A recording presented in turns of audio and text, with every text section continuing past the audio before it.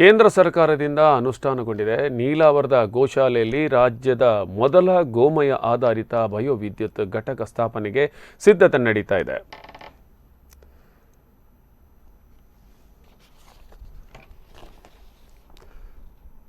ಕೇಂದ್ರ ಸರ್ಕಾರದ ನವೀಕರಿಸಬಹುದಾದ ಇಂಧನ ಮಂತ್ರಾಲಯ ವತಿಯಿಂದ ಉಡುಪಿ ಜಿಲ್ಲೆಯ ನೀಲಾವರ ಗೋಶಾಲೆಯಲ್ಲಿ ರಾಜ್ಯದ ಗೋಮಯ ಆಧಾರಿತ ಮೊದಲ ಬಯೋವಿದ್ಯುತ್ ಘಟಕ ಸ್ಥಾಪನೆಗೆ ಸಿದ್ಧತೆಗಳು ಆರಂಭಗೊಂಡಿವೆ. ಇಲಾಖೆಯ ರಾಜ್ಯ ಮಂತ್ರಿ ಭಗವಂತ ಖೂಬಾ ಅವರು ಇತ್ತೀಚೆಗೆ ಬೆಂಗಳೂರಿನ ಚಾತುರ್ಮಾಸ ವ್ರತದಲ್ಲಿದ್ದ ಶ್ರೀ ಬೇಜಾವರ ವಿಶ್ವಪ್ರಸನ್ನ ತೀರ್ಥ ಶ್ರೀಪಾದರನ್ನು ಭೇಟಿ ಮಾಡಿದ ಸಂದರ್ಭ ಈ ಬಗ್ಗೆ ಸಮಾಲೋಚನೆ ನಡೆಸಿದರು.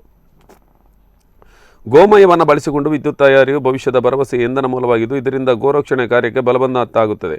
ಅಲ್ಲದೆ ಪರಿಸರ ಸ್ನೇಹಿ ಆಗಿರುವುದರಿಂದ ಕೇಂದ್ರ ಸರ್ಕಾರವು ಈ ಬಗ್ಗೆ ವಿಶೇಷ ಪ್ರೋತ್ಸಾಹ ನೀಡಲು ಉದ್ದೇಶಿಸಿರುವುದಾಗಿ ಖೂಬಾ ಹೇಳಿದರು. ಮತ್ತು ಶ್ರೀಮಠದ ಗೋಶಾಲೆಯಲ್ಲಿ ಇಲಾಖೆ ವತಿಯಿಂದ ಈ ಯೋಜನೆ ಕಾರ್ಯಾನುಷ್ಠಾನಗೊಳಿಸುವುದಾಗಿ ತಿಳಿಸಿದರು. ಇದೀಗ ಇಲಾಖೆಯ ಸೂಚನೆಯಂತೆ ಬಯೋಗ್ಯಾಸ್ ಮತ್ತು ಬಯೋವಿದ್ಯುತ್ ಸ್ಥಾವರಗಳ ಅನುಷ್ಠಾನದಲ್ಲಿ ವಿಶೇಷ ಪರಿಣತಿ ಪಡೆದಿರುವ Punjab renewable energy system private limited ಇದರ ತಜ್ಞ ಇಂಜಿನಿಯರ್ಗಳಾದ ಲೋಕೇಂದ್ರ ಜೋಶಿ ಮತ್ತು ರಾಜೇಶ್ ಅಯ್ಯಪ್ಪಸೂರ್ ಅವರುಗಳು ಮಂಗಳವಾರ ನೀಲಾವರ ಗೋಶಾಲೆಗೆ ಆಗಮಿಸಿ ಸಾರವನ್ನು ಸ್ಥಾಪಿಸುವ ಬಗ್ಗೆ ಯೋಜನೆ ಮತ್ತು ಅಂದಾಜು ಪಟ್ಟಿ ತಯಾರಿಸುವ ಬಗ್ಗೆ ಸಮೀಕ್ಷೆ ನಡೆಸಿದರು.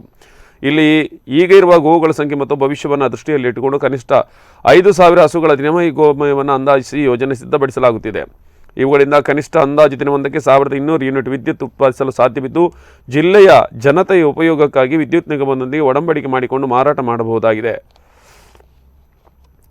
ಈ ಬಗ್ಗೆ ಪೇಜಾವರ ಶ್ರೀಗಳು ತೀವ್ರ ಸಂತಸ ವ್ಯಕ್ತಪಡಿಸಿದ್ದಾರೆ. ಪ್ರಧಾನಿ ನರೇಂದ್ರ ಮೋದಿ ಮತ್ತು ಸಚಿವ ಭಗವಂತ ಖೂಬಾ ಅವರಿಗೆ ಅಭಿನಂದನೆ ಸಲ್ಲಿಸಿದ್ದಾರೆ. ಮತ್ತು ಅನುಷ್ಠಾನದಿಂದ ಜಿಲ್ಲೆಯಲ್ಲಿ ಗೋರಕ್ಷಣೆ ಕೆಲಸಕ್ಕೆ ವಿಶೇಷ ಪ್ರೋತ್ಸಾಹ ದೊರೆಯಲಿದ್ದು, ಅದರ ಪ್ರಯೋಜನವು ಜಿಲ್ಲೆಯ ಜನತೆಗೆ ಸಿಗಲಿರುವುದು ಅತ್ಯಂತ ಸಂತೋಷ ಎಂದು ಹೇಳಿದ್ದಾರೆ. ವಾಸುದೇವ್ ಭಟ್ ಪೆರಂಪಳ್ಳಿ ಈ ಒಟ್ಟು ಯೋಜನೆಯ ಅನುಷ್ಠಾನದಲ್ಲಿ ಇಲಾಖೆಯೊಂದಿಗೆ ಸಂವಹನ ನಡೆಸುತ್ತಿದ್ದಾರೆ.